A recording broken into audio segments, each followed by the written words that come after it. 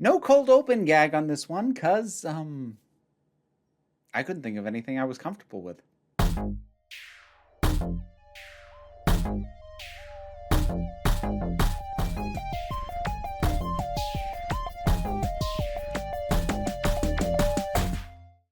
Generally on this channel, when I talk about representation, the focus is on LGBTQIA plus representation because, well, that's my wheelhouse, and it's the specific area I feel most comfortable talking about for what should be fairly obvious reasons. I rarely step out of that to talk about other forms of representation, at least not in any massive depth, because, well, I don't want to speak for a community I don't belong to, and as a result of that, accidentally cause more harm than good.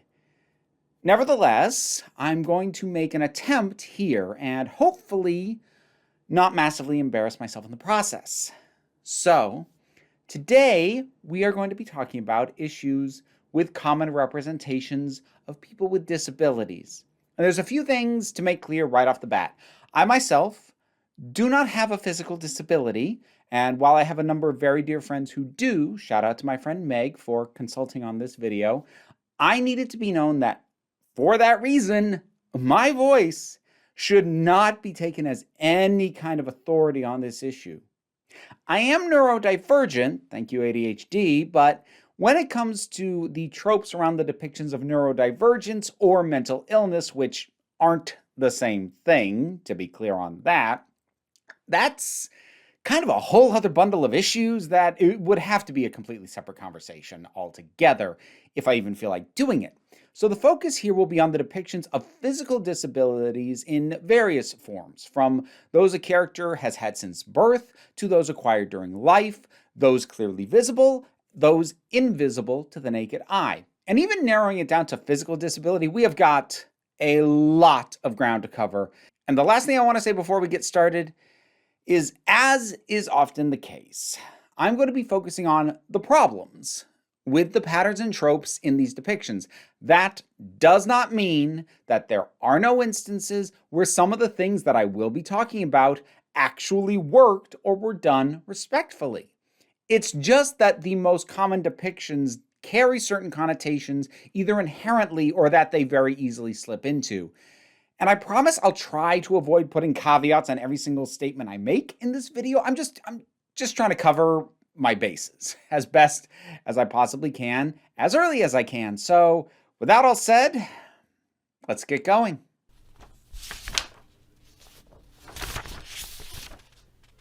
Oh, geez, I'm really gonna start. Okay.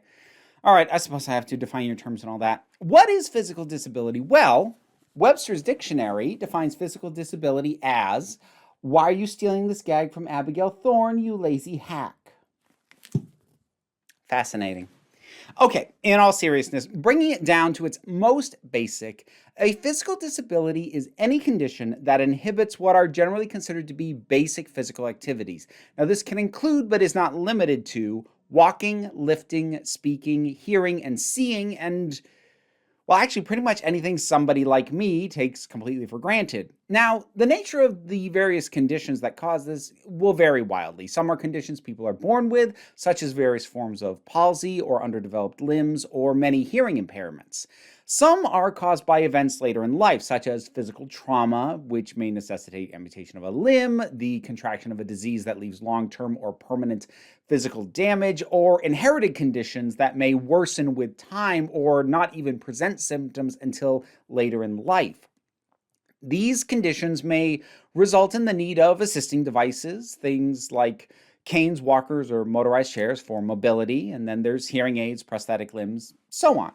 But the point here is that physical disability is not just one thing. It's not even a single grouping of things. It is many things that takes many forms, but at the core of it, a physical disability makes navigating through day-to-day life difficult because by and large, the world is built by and for people who don't have these kinds of limitations. That having been established, let's get going properly. So the first thing I want to bring up is that if a disabled character is the lead of a story, it's almost guaranteed that that story will be pretty much about their disability. This is not dissimilar to how trans narratives are framed, making the transition the centerpiece of the story and implicitly of the character's entire life. So if you remember the video I did on that topic before, then that might help you understand where I'm getting at here and kind of get you a little bit ahead of things. With disability specifically, this is where you'll find films such as Mask, My Left Foot, Wonder, The Theory of Everything, and The Diving Bell and the Butterfly. However, if you're familiar with these movies or others in a similar vein, you may have noticed that it's pretty common for the disabled character to share top billing with their caregiver. Now, that's not automatically some kind of negative. Caregivers are an important aspect of life for many disabled people, and caregivers are certainly deserving of recognition and appreciation. Though it should be pointed out, not all disabled people have or require caregivers. There are many conditions that, while they affect day-to-day life, they don't require regular assistance from another person. However, in these stories where a disabled person is the lead or the co-lead, a caregiver is almost always present. Now, as I said, with most tropes and patterns, it isn't always bad when looked at in an individual story, but when you look at the fact that this is a prevalent framing, then it requires some closer examination. Having a caregiver character, especially one with essentially equal billing in terms of screen time and narrative importance, provides an outside perspective on events, which that's fine in and of itself, except it's not uncommon for audiences to be given as much reason to empathize with the caregiver as the disabled character, often even to empathize with the caregiver more, if only for being more relatable to a non-disabled audience. Now, that's possibly a bit of an oversimplification on my part, but when virtually every story focusing on a lead character with a disability gives equal time to the struggles of non-disabled people, well, it means that disabled characters don't really have stories just about them. It's also about how hard it is to care for, love, and otherwise be around them. And that's not a great note for these stories to keep hitting over and over again. But broadly speaking, in the more grounded drama type versions of these stories, you tend to end up with one of two things. The first is a story where the disabled character basically has no character arc, regardless of whether or not they are the nominal lead, because character development is instead focused on the people around them needing to be more understanding, accepting, etc. As for stories where the disabled character does have an arc, that is where we tend to get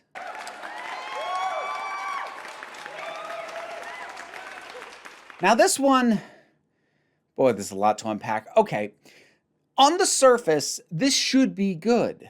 Direct focus on the disabled character, including actually granting them an arc and character development, and celebrating how they thrive in the face of adversity. What's not to love?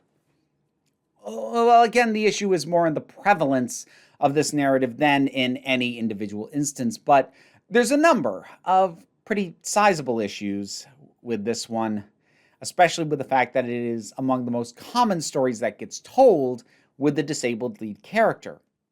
Firstly, not all disabled people view their conditions as something that actually needs to be overcome. For many, they don't view the problem as being something inherent in them, and what difficulties they face are about a lack of accommodation, which really is a societal problem. So, triumph over adversity stories already have a framing that presents being disabled as more of a problem for the individual, which it's on them to overcome. So taking that into consideration, there is a frequent undercurrent, most likely unintentional, but it runs through these kinds of stories, and to be brutally blunt about it, it basically amounts to, isn't it great how this person's able to thrive without society having to fundamentally shift to accommodate them? Which then, in turn, carries a subtle implication that disabled people having difficulty in their lives just haven't worked hard enough. They need to overcome the problem, their problem. Again, I can't think of an instance where this implication came across as the actual intended message, but as often happens with any kind of minority representation, especially when being written and created and overseen by people who are not part of that minority, the full implications aren't properly examined by the creators who, when these problems get pointed out to them, they tend to end up floundering, going, well, we didn't mean it that way. And I'm sure they didn't. But lack of intent doesn't remove the implications and the undercurrents. Just like how treasure hunting stories almost always carry an undercurrent of colonialism, regardless of intent. It's just kind of there unless you do a lot of work to combat it. Like how National Treasure being set in the US and being about finding a treasure placed by the founding fathers, so the treasure itself is functionally no older than the country, that does a fair bit to soften the usual issue of white guy goes to ancestral area of a foreign country and raids it for shiny things. So there are just inherent implications and issues with a story that celebrates a disabled person's ability to function in society as it currently stands. In a way, despite appearing to celebrate disabled characters, it actually reinforces the status quo of a world built for people without notable disabilities and treats as triumphant the mere act of being able to exist in a space that was never built for you. And there's another problem with the prevalence of these triumph over adversity stories. Not all disabilities can be overcome. There are loads of conditions that are not only incurable, but degenerative. They will only ever get worse with time. So even if someone in that situation can function in a world not designed for their disability right now, it's not going to stay that way because their condition will worsen. For many disabled people, overcoming their condition is simply not possible, no matter how hard they try or anyone around them tries. And on the rare occasions when mainstream entertainment deals with conditions like these for their lead characters, that's where we get an alternate framing. Instead of the triumph of the story being over the disability itself, there's something else so extraordinary about them that it causes society to do that incredibly rare thing and actually make the effort to accommodate them. So this is where you get your real-life stories like My Left Foot about writer and painter Christy Brown, or The Theory of Everything about physicist Stephen Hawking. In both cases, the conditions they had, cerebral palsy and slow progression ALS respectively, were not things over which a person could triumph or overcome. Instead, these stories focused on their accomplishments, laudable in of themselves and made more notable for their disabilities. And that's fine, but the underlying message isn't really all that much better than the traditional triumph over adversity one. Before, we had, see, you could succeed in this world not built for you if you put in a little more effort. And now we have, well, maybe if you wrote a book that became an Academy Award-winning film or invented string theory, we'd put a little more effort into accommodating you too. As you can see, it's height adjustable, and we can change the angle to whatever Steve wants it at. You know, it's cutting edge. Again, I'm being harsh in the way I'm putting this, and I'm well aware of that, but it's because I'm trying to be as clear as I can about all of this. Now, the triumph over adversity or exceptional disabled person narratives often come paired with another recurring issue.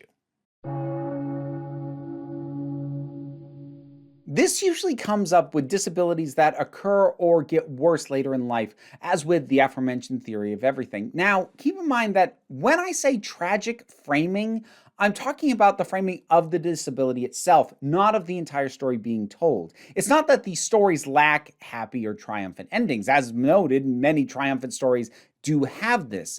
Rather, is that the disability itself is framed as negatively as possible. Now, for people without disabilities, this might seem like an odd thing to criticize because how can a disability not be a bad thing? It removes the chance for a normal life. Now, I put the word normal in quotations, and that's because it's a deeply arbitrary designation, and the standard for what is or isn't normal is constructed in a way that frequently excludes minority groups of all kinds in one way or another. And I've actually been avoiding the term, quotation marks or no, but I wanted to touch on it here because while we could debate all day long over what is or isn't normal, or whether the term even has any true meaningful use in the first place, the concept of it is often at the hearts of these stories and these framings. Treating what the expected audience views as normal, being good, and treating anything which disrupts that as bad. Underlying all of this is the base assumption that anyone not normal must want to be. I'm going to be avoiding the word from here on out, but I needed to address that undercurrent and confront it directly before we got any further. So another aspect of tragic framing is often upping the degree of hardship that results from a disability. A nice go-to example of that is Freddie Freeman from the film Shazam. There are scenes that go out of their way to show that Freddie is frequently bullied for his condition. And I would never say that disabled people aren't bullied because, yeah, they frequently are. But the thing I wanted to note here is that despite his use of a crutch making it clear that he has a disability, we never actually find out what it is, not in the film itself. There are a number of possibilities, but nothing's confirmed within the text. This does two things. The first is that if the character's actual condition is kept vague, then the film is not under any obligation to be accurate to the details of a real-life condition. And the other thing is that when this is paired with the aforementioned bullying, it means that from a storytelling perspective, this appears to be a means to an end, the end being victimhood. Time is being spent on bullying, but not on specifying what disability Freddie is actually living with, as if it matters more that he be painted as tragic and a victim than it is for him to represent an actual disability which real people deal with. An inclination towards tragic framing may be rooted in the perspectives of people without disabilities, viewing them from the outside. I mean, honestly, it's a bit like a straight guy saying, I don't get what's so appealing about kissing another man. Of course you don't, because you're not gay. So along those same lines, the perception of, I don't see how anyone with a disability could see it as anything other than tragic. Well, of course you can't, because it's not your life or your experience. That's not to imply that there aren't some disabled people who feel a sense of tragedy about their situation, but these framings seem to assume that all disabled people view themselves that way, or it just disregards their view of themselves altogether in order to frame them that way. Now, for context and to be fair, this is most often seen in stories of acquired disabilities as opposed to ones characters have had from birth. And in that context, it's not entirely unfair to presume that someone who previously lived without disabilities is going to have, at best, a period of adjustment and, well, possibly even a period of mourning for the life they no longer have once they have to start living with a disability. But at the same time, realistic or not, including these moments, these feelings, this framing isn't a requirement of depicting a disabled character. Including these things is a choice that creators are making, and they keep making it over and over, centering tragedy and pain as the core of the disabled experience. And if you're going to put a spotlight on the difficulty of adjusting to having a disability, well, that is where we get. If the story in which a disabled character appears isn't primarily about their living with a disability, i.e., they're not the lead, then it's pretty common for a disability to become a motivator for character action. That, as with much of this, is fine in and of itself, but the prevalence of this means that it's actually exceedingly rare for a character to simply have a disability as a character trait. Instead, the disability, and very commonly the desire to reverse it, will drive specific character choices, as if the writers felt that there had to be a plot reason for a character to have a disability. Now, admittedly, this is a tricky thing to balance, because if you write a story where a character's disability never really factors into anything and the character is treated just like everybody else, but also happens to make use of a wheelchair, well, then you run the risk of token representation, where the distinguishing trait could have been swapped out for anything else without actually requiring any meaningful changes to the story or the characters involved.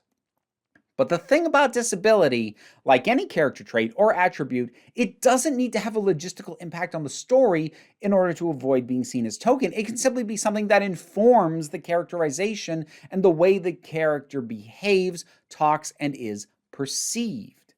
But most of the time, it instead is used to push characters into making specific decisions, turning disability into more of a plot mechanic than a character trait. It doesn't help that these are almost always bad or self-serving decisions that they're making. I think some specific examples would help be illustrative of this. So there's the classic Spider-Man villain, the Lizard. If you don't know him, he's basically a werewolf, but he turns into a hulking reptile instead of a big, huggable bundle of fur and teeth. His origin stems from the fairly classic scientist experiments on self-stock monster origin, but the reason he's experimenting and the reason his science juice is specifically lizard-flavored is because he lost his arm and is hoping to harness the reptilian ability to regrow limbs. And well, he does do that, but it comes with the whole vicious beast thing, so that's not a trade most would have gone for. So his disability not only drove him to self-experiment, but specifically informed the nature of that experimentation and thus the nature of his monstrosity. Then there's Professor Charles Xavier. In this case, I'm going to be specifically referring to his depiction in the film Days of Future Past. Because at that point in that story, Charles has suffered the injury that cost him the use of his legs. But thanks to a serum created by Hank McCoy, aka Beast, he is able to walk. But the serum comes at a price because it dampens Charles's mutant powers, and without his telepathic abilities, everything in the story becomes more difficult to accomplish. Freeze him, Charles. I come.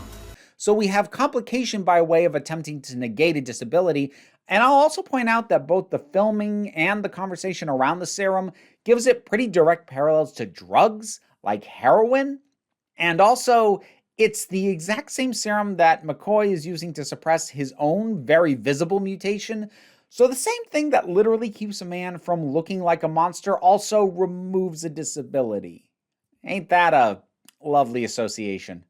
Let's step off of comic book characters for a second and talk about Victor from the recent show Arcane. Since this show is still relatively new, if you haven't seen it and you plan to, you can skip to the following time code to avoid being spoiled. Victor has an unspecified degenerative condition, which limits his mobility and will eventually kill him. Victor is, for a decent stretch of the story, frequently serving as the voice of reason and morals to his science bro, Jace, reminding Jace that their original goal for their inventions was to help the people with the harshest living conditions, not just benefit those who are already on top. But then, when Victor's condition starts to get worse, he betrays those principles and tries to use the research they do to reverse his own condition, inadvertently killing a friend in the process. So his disability and the fear of it worsening drives the character's bad decisions. This kind of thing happens a lot. You'll notice it's pretty consistently framed in the negative. About the best one can hope for is something along the lines of Doctor Strange. Stephen Strange was a renowned surgeon, but then he had an accident, which ruined the stability in his hands. He sought out the mystical arts in the hope of finding a cure where traditional medicine was failing. Now, this ultimately does turn him into a hero, Doctor Strange, otherwise known as the Sorcerer Supreme. So, unlike the other cited examples so far, the end result itself is not a bad thing. However, he's still driven by a desire to reverse his condition, with loss of status amongst his peers being a major factor in all that, more so than the idea that he could save more lives if his hands worked. Some things just can't be fixed. Life without my work Is still life. This isn't the end. There are other things that can give your life meaning. Like what? Like you? So, as a glory chaser, we've already got a pretty selfishly tinged motive that also brings in that tragic framing we talked about before. Actually, since we've started getting into superheroes here, I think I'd like to talk about some of the oddities of disability representation in some of my favorite genres.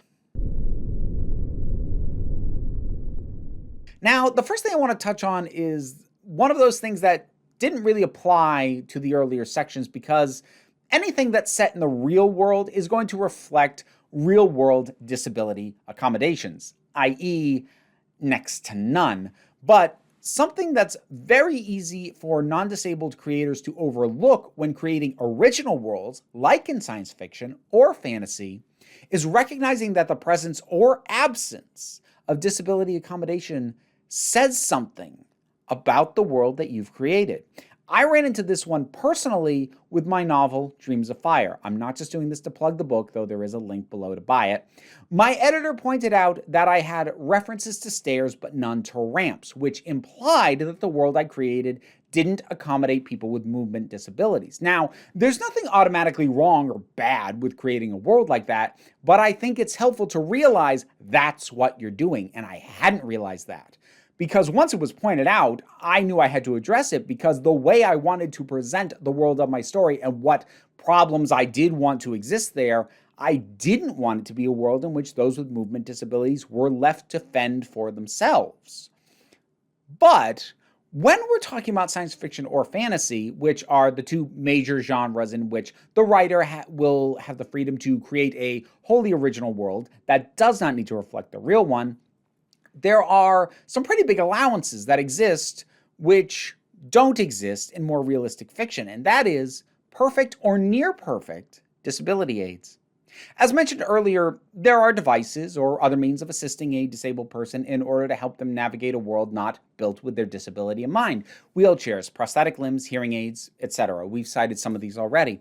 Well, what's pretty common in fantastical settings is to have an accommodation for a disability be magical, based on technology far beyond what exists in the real world, or otherwise fantastical. Think Geordi LaForge's visor in Star Trek The Next Generation, or how blind superhero Daredevil, his other senses are so heightened that it compensates for his sight in nearly all situations. Now, on the one hand, this could be seen as taking advantage of a unique aspect of the genres of storytelling, since such perfect solutions aren't available in more realistic fiction. However, there is still a bit of a problem with these kinds of depictions. When you have a means to counteract or account for a disability that is so effective the disability might as well not even exist, do you actually still have a disabled character? That's not to say that these situations never have the disability come up, but it basically only happens when it can impact the plot and very easily loses the sense of being something the character is actually dealing with day to day. It's more like removing the disability aid is a weakness to be exploited as the plot or the villains see fit. And functionally, that's no different from Superman's kryptonite allergy.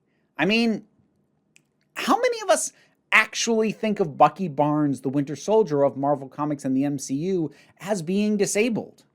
The man's missing an arm, but he has an absolutely perfect metal arm that functions more as a superpower than as any kind of liability. It's part of why this moment was pretty shocking, because it's very easy, as he's depicted in these films and shows, for Bucky's missing arm to be forgotten about as being a disability, since the prosthetic works perfectly 99.9% of the time. Oh, I'll get that arm. Now again, this isn't all automatically bad, much like with not having accommodations like ramps, how that says something about the world you've built, so too does having the kind of technology or assistance that basically removes the disability altogether. In this case, it says that this world doesn't just leave those with disabilities to fend for themselves and accommodates them far better than we do. However, it's addressing a problem by fixing a disabled person so that they can function in a world not built for them, rather than altering the greater world so that their condition isn't that disruptive to their lives in the first place. Just something to keep in mind. But we are going to move on because I kind of touched on something there that I want to dive further into. Now, this is different from disability as character motivation because it's less about forcing the decisions of the specific disabled character and more about shifting the plot as a whole. So remember 2 paragraphs ago when I said, for all intents and purposes, Bucky doesn't really have a disability until the writers decide to do something with it? Well, This has a more common form found in all genres of entertainment, not just sci-fi and fantasy. Now, what we're about to talk about is most commonly associated with invisible disability. So, to quickly touch on that, an invisible disability is one where you wouldn't know that a person has a disability just by looking at them, because a lot of what we've talked about so far you can basically spot with the naked eye, either by evidence of the disability itself or by the visibility of an assisting device. Invisible disabilities often come in the form of chronic conditions like diabetes, lupus, fibromyalgia, IBS, even food allergies, things that impact the people with these conditions, but other people wouldn't know about unless they were told. These kinds of conditions, partly due to their invisible nature, are prime candidates for what I've come to think of as plot convenientitis. This is a condition that is never addressed except for when it can be used to either force plot progression or be a sudden complication to enhance drama. It's almost never just a background element that the character is dealing with. It's almost always either totally under control or a life-threateningly urgent issue. The character who caused me to start thinking about and using this term was Cosima from Orphan Black. Now, while it's certainly not without merit and was a hell of an acting showcase for its lead, I've got a lot of problems with Orphan Black, and we don't have time to get into all of them. But talking specifically about Cosima, she suffers from an unspecified condition that basically means she coughs up blood when it's dramatically appropriate, and can then force the other characters to change whatever course they're on in order to help her. But she's fine the rest of the time whenever the plot doesn't need that. Now, I don't want to be overly dismissive here. I'm not saying that the mere fact that the condition flares up and comes down is itself the issue. There are plenty of real-world conditions that do the exact same thing, though as with Freddie Freeman that I mentioned earlier, the creators opted for the safety of not naming a real-world condition. But ultimately, what I, again, a non-disabled person, so take what I'm about to say with a grain of salt, what I found irritating was that the entire thing felt more like a means to jolt the story whenever it stalled, rather than an actual aspect of her character. There is a fairly fine line between depicting the difficulties of a chronic condition and using that condition as an on-call plot defibrillator. And it's a line I personally feel Orphan Black crossed. Plot convenientitis can do everything from remove a character who no longer serves a plot function, to simply being a complication that ups the dramatic stakes of the climax, to serving as a moment of triumph should the character ever overcome it. Basically a mini version of triumph over adversity without making it the whole thing. But the point is, it's there to serve those plot functions more than any amount of representation or characterization. That's why, despite my earlier examples of specific invisible disabilities, it's pretty common for these to be unspecified, as was the case with Cosima. It doesn't matter what the disability is if it's just a plot device in the end. But there's kind of a big aspect to all this, and frankly, I've been putting it off until now.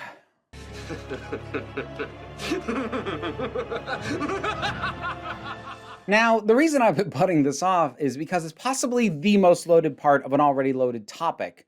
But yes, there is a long-running issue of disabilities, especially visible ones, and especially disfiguring ones, being given to villainous characters. And this one goes way back, from modern instances like Shadow Weaver's severe facial scarring in She-Ra and the Princess of Power, to Dr. No's prosthetic hands from the first James Bond movie, to Long John Silver's missing leg in Treasure Island, to the titular character's physical deformities in Shakespeare's Richard III.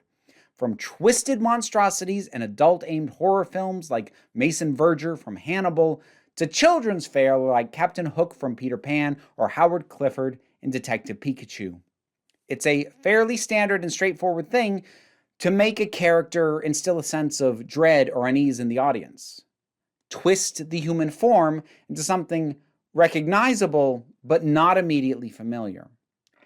It's actually not that far off from a deliberate evocation of the uncanny valley effect, where people get unsettled when they know what they're looking at is a person, but something's off. Something's not what they expect.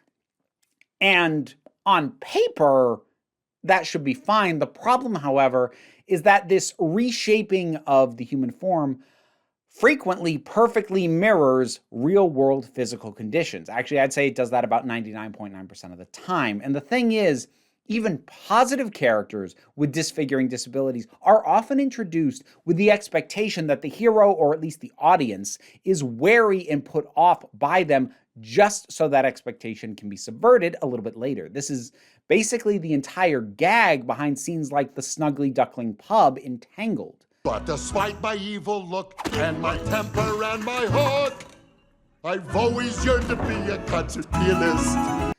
The joke only works on the base assumption that the guy with the hook for a hand is going to be perceived as a threat by the audience until he suddenly flips that on its head, which has the classic problem of such humor in that, yes, it is subverting the trope, but only after evoking it as hard as possible.